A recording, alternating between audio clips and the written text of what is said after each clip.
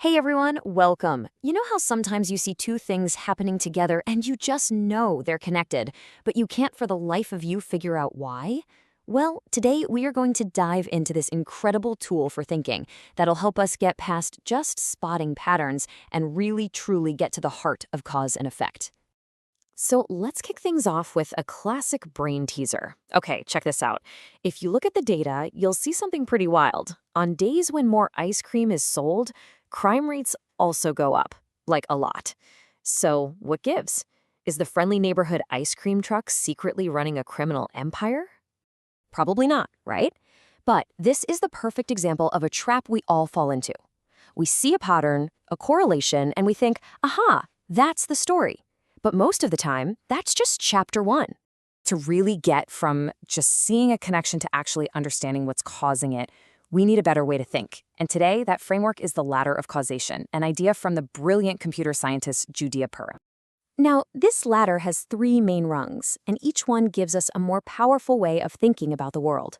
We're going to start at the bottom with just seeing. Then we'll climb up to doing, and finally, we'll hit the top with imagining. So let's start climbing. All right, let's start on the ground floor. Rung 1, just seeing. This is all about what we can observe and the patterns we notice. This first level is called association. Think of it as the world of raw data, of pure pattern matching. Honestly, most animals are great at this, and so are many of our most advanced AI systems. You just passively watch the world and spot what happens together. The key question on this rung is always, what if I see? As in, what if I see X? What does that tell me about the chances of Y? It's like a doctor seeing a symptom, say a fever, and immediately thinking about what diseases might be linked to it. Let's make this super simple with an analogy. You look out your window. You notice that when the street is wet, a lot of people are carrying umbrellas. Boom, you've just made an association. You're thinking on rung 1. But here's the thing. Just seeing these patterns, it's not enough, right? It doesn't tell us why. To get that answer, we've got to climb up to rung 2. This is where we stop just watching and start, well, doing. We're about to go from being a spectator to getting our hands dirty. Rung 2 is all about intervention. This is where we stop being passive observers and start actively experimenting. We actually poke the world to see how it reacts. We want to know what happens because of what we do. So the question totally changes here. It's not what if I see anymore. Now it's what if I do something? What's going to happen if I take this new drug? What will the real world effect be if we implement this new policy? So back to our little street scene. Instead of just noticing the wet street, you decide to intervene. You grab a garden hose, you spray the pavement down. Now you're actively watching. Does your action, making the street wet, cause people to suddenly pop open their umbrellas? And this brings us all the way to the very top of the ladder. Rung 3, imagining what if. And this is where things get really amazing, because this kind of thinking is, for the most part, a uniquely human superpower. This is the realm of counterfactuals. It's our incredible ability to think about alternate timelines, right? To wonder about different pasts, to reflect on our choices, and to reason about worlds that never even happened. The question here is the deepest one yet. What if I had done things differently? This is the core of how we understand true cause and effect. It's how we assign blame or credit, how we feel regret, and how we learn from our mistakes so we can do better next time.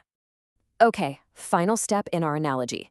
Let's say yesterday the street was bone dry and your neighbor walked by without an umbrella. Now you ask yourself, but would they have been carrying one if I had hosed down the street? You see, you're imagining a different past to figure out what really causes what. So let's just quickly put it all together. We start at the bottom, rung 1, seeing, which asks, what if I see? Then we climb to rung 2, doing, which asks, what if I do?